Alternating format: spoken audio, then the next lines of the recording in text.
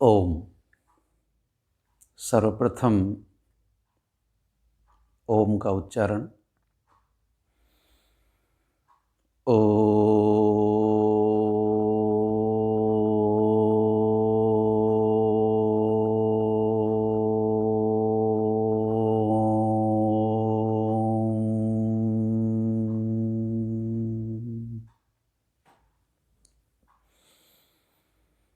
प्रवर पुनीत आत्माओं, वैदिक ज्ञान विमर्श के इस अभियान में आप सबका अभिनंदन है, स्वागत है। जीवन एक सरल पथ, इस शीर्षक के अंतर्गत व्याख्यान माला जो चल रही है उसका आज 8वां भाग अभिव्यक्ति पा रहा है। आज का विषय है मैं कौन हूँ। आइए इस प्रश्न का उत्तर ढूंढने का प्रयास करते हैं और अपना परिचय प्राप्त करने का प्रयास करेंगे।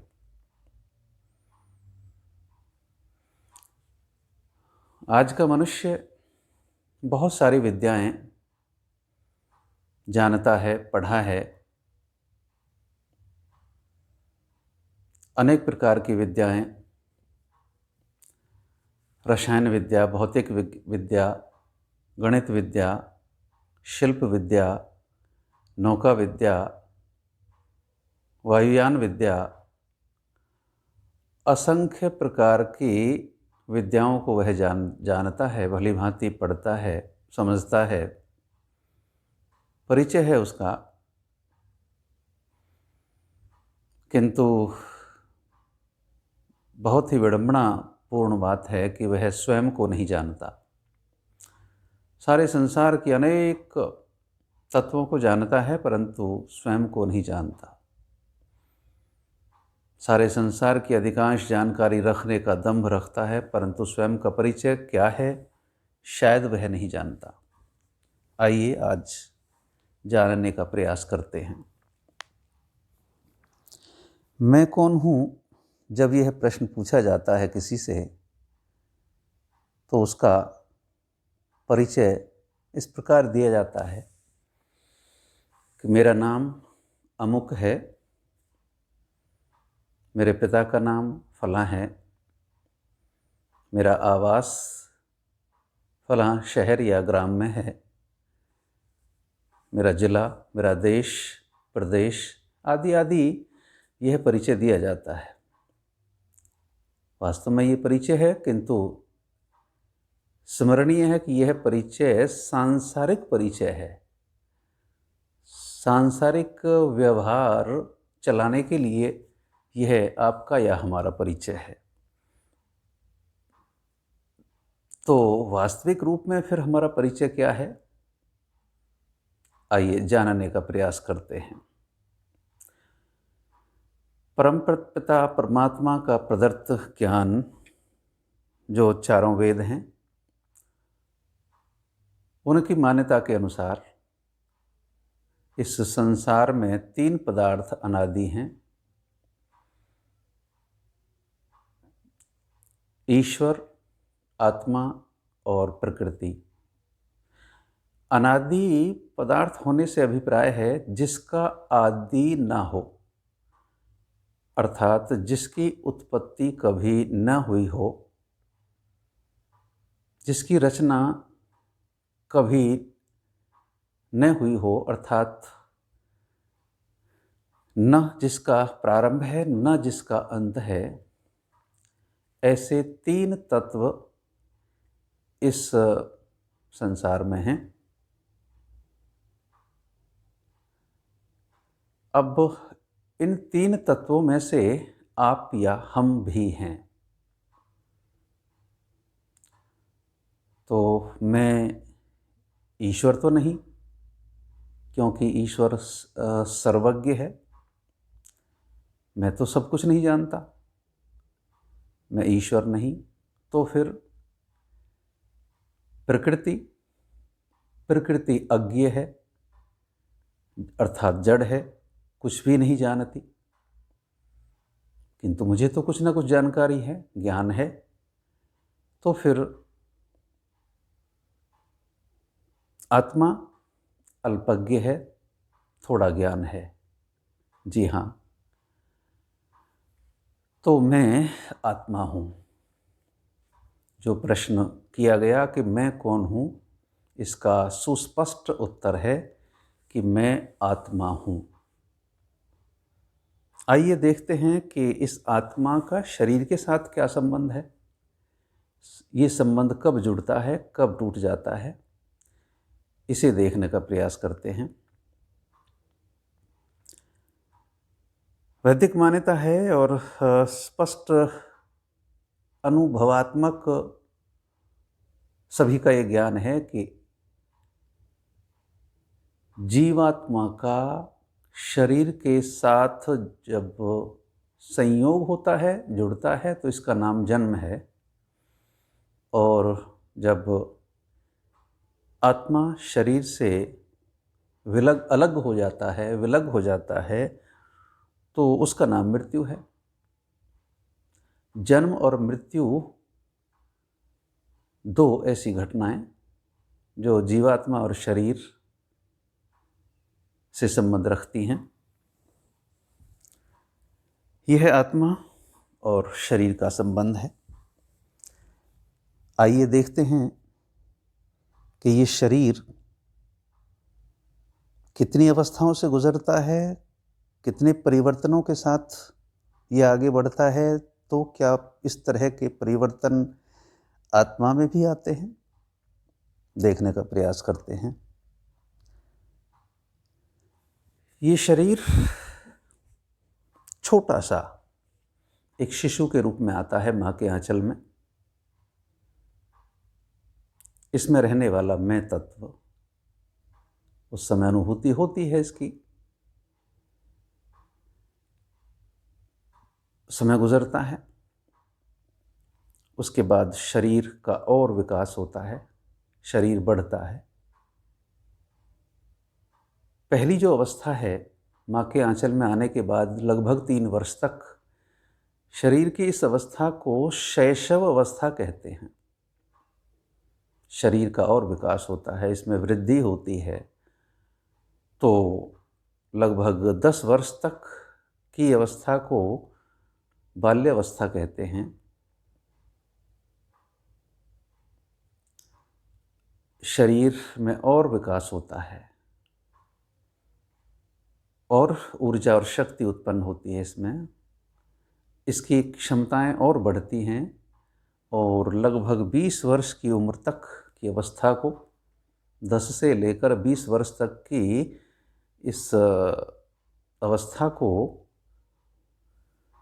किशोर अवस्था कहते हैं।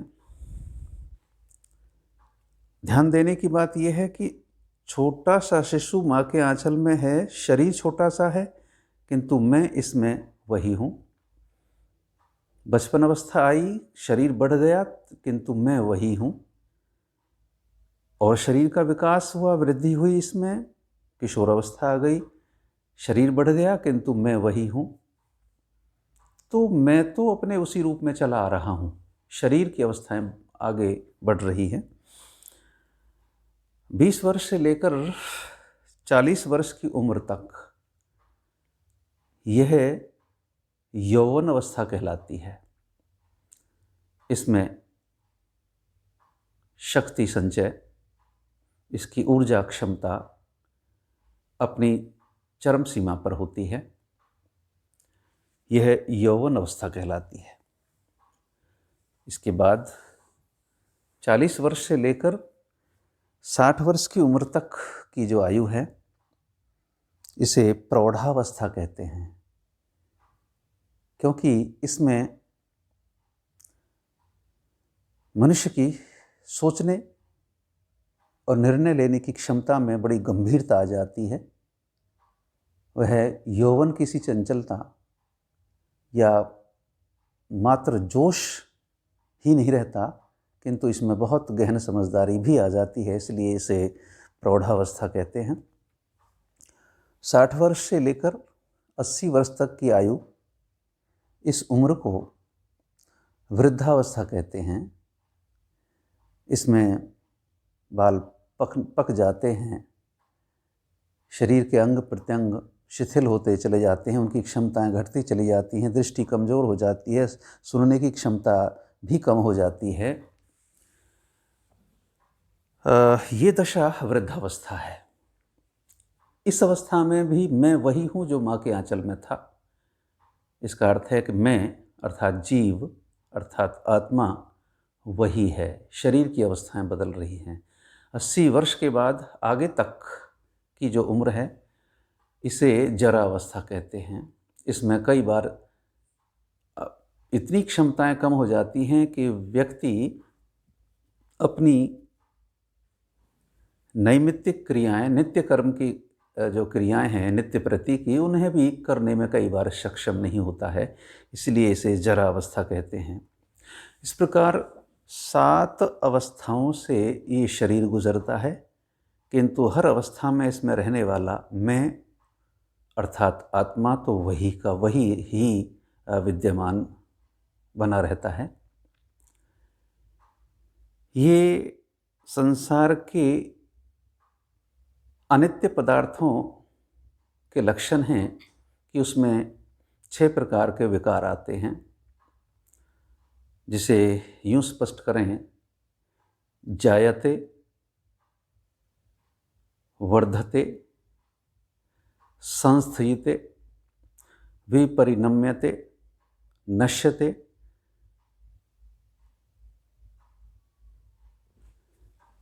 क्षीयते और नश्यते। इस प्रकार से ये 6 विकार संसार की वस्तुओं में आते हैं। जायते, जन्म होता है अर्थात निर्माण होता है।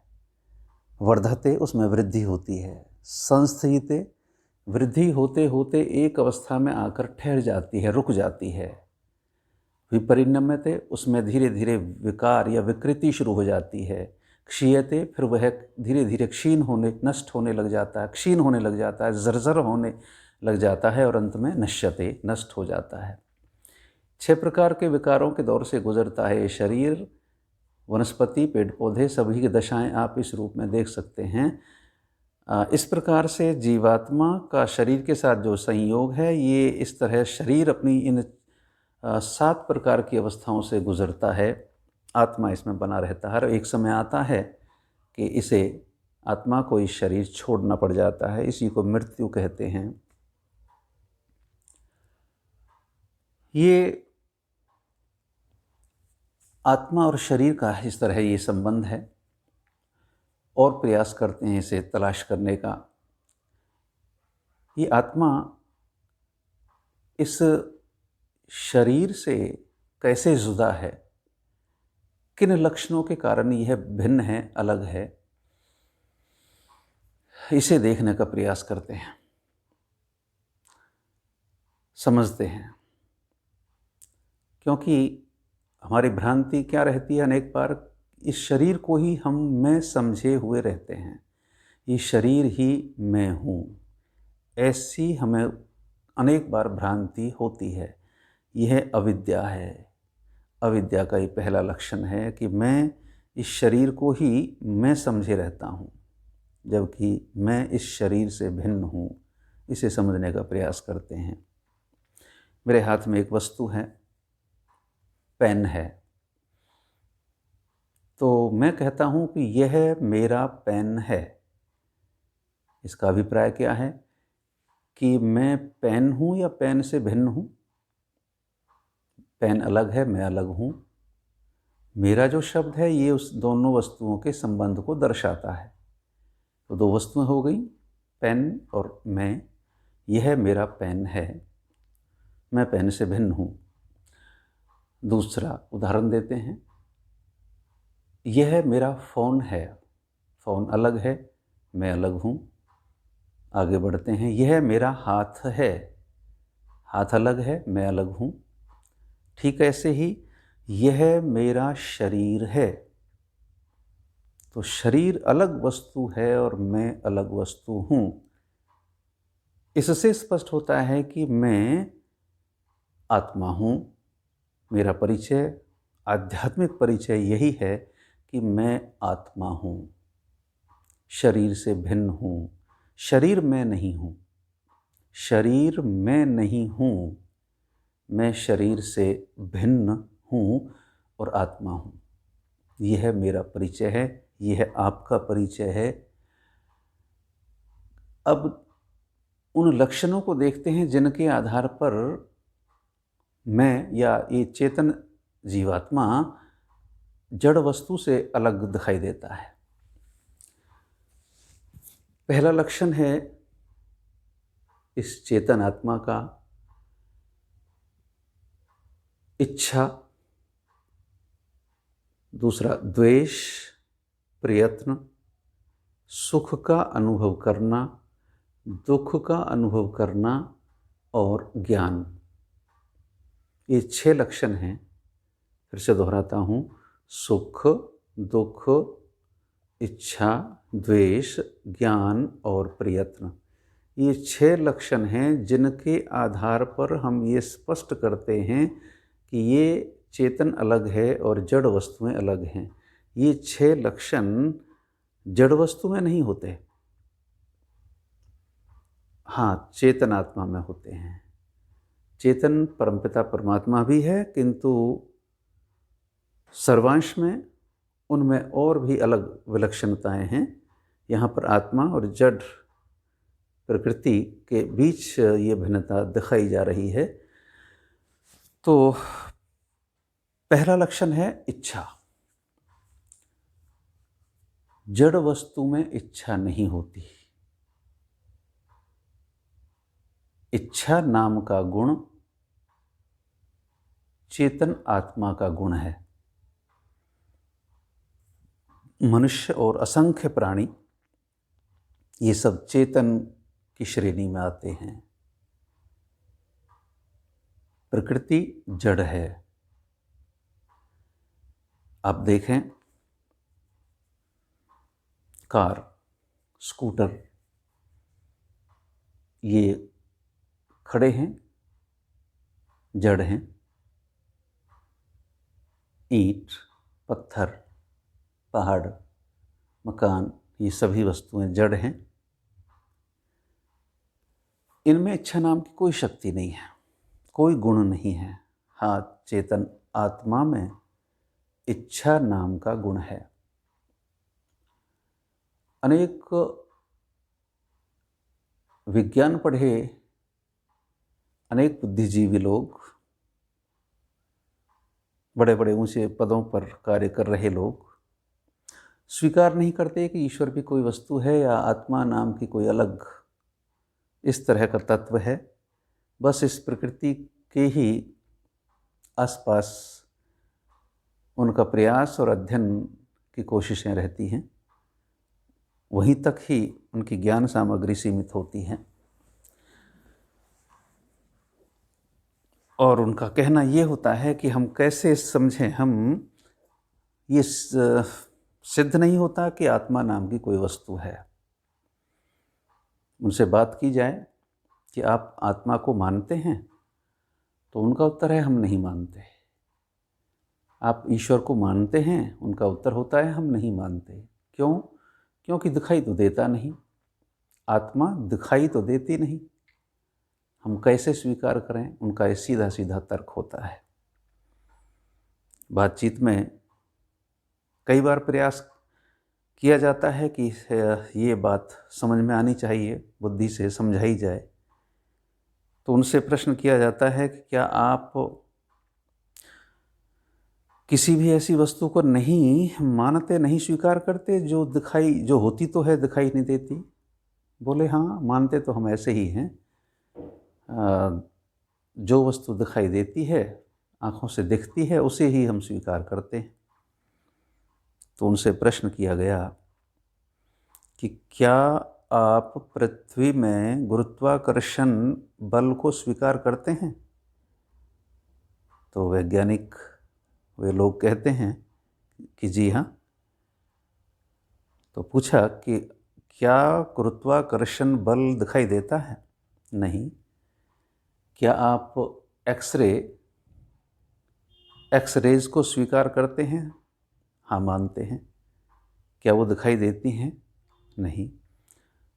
तो एक्स रेज दिखाई नहीं देती, किंतु होती हैं अल्फा बीटा गामा, ये की किरणें ये दिखाई नहीं देती, किंतु होती हैं। पृथ्वी का गुरुत्वाकर्षण बल होता है, दिखाई नहीं देता। इस तरह की अनेक वस्तुएं हैं जो होती तो हैं, दिखाई नहीं देती। तब उन्हें आत्मा जो दिखाई नहीं देता, उसके अस्तित्व को स्वीकार करने में क्या परेशानी आती है?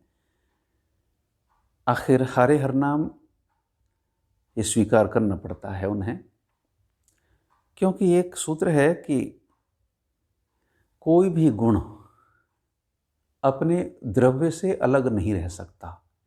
कोई द्रव्य है तो उसका कोई गुण है। तो ये जीवात्मा चेतन द्रव्य है, इसका इच्छा नाम का गुण है, इसमें इच्छा नाम का गुण रहता है।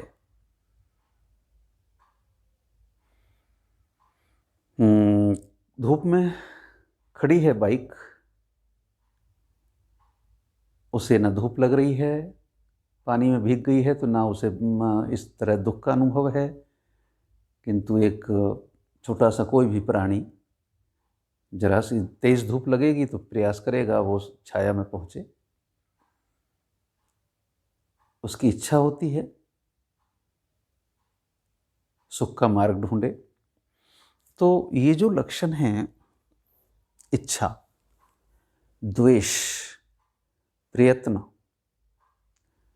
सुख का अनुभव करना, दुख का अनुभव करना और ज्ञान, ये जो 6 लक्षण हैं, ये चेतन जीवात्मा के ही लक्षण हैं। जड़ में ये लक्षण नहीं होते। इन अलग अलग गुणों की, इन अलग अलग लक्षणों की व्याख्या किसी आगे के अंश में कर पाएंगे, समय की सीमा है। तो सीधी सच्चाई और वैदिक सूत्र निकल कर यह आता है कि जीवात्मा जन्म लेता है, शरीर धारण करता है, संसार में आता है और संसार में रहते हुए अपने कर्तव्य कर्मों को पूर्ण करता है। कर्मों के अनुसार ही परमपिता परमात्मा उसको फल प्रदान करता है, क्योंकि इस संसार की रचना की ही इसलिए गई है ताकि जीवात्मा अपने पूर्व जन्मों के कर्मों का फल भोग सके, प्राप्त कर सके और भविष्य में अपने आत्म उद्धार के लिए शुभ और श्रेष्ठ कर्म कर सके, ताकि आगे चलकर उसका धीरे धीरे मोक्ष हो जाए, परमपिता परमात्मा का उत्तम आनंद वह पा सके और उसकी मुक्ति हो सके और वह मोक्ष का परम आनंद प्राप्त कर सके। यही इस संसार की रचना का उद्देश्य है। और जीवात्मा इस प्रकार से अपने कर्तव्य पथ पर बढ़ता हुआ, अपने ज्ञान को समृद्ध करता हुआ, अपने कर्म को परिष्कृत करता हुआ, इस तरह धीरे धीरे परमपिता परमात्मा की शरण में पहुंचता है और एक दिन मुक्ति को प्राप्त हो जाता है। ओम शम, ओम शम, ओम शम।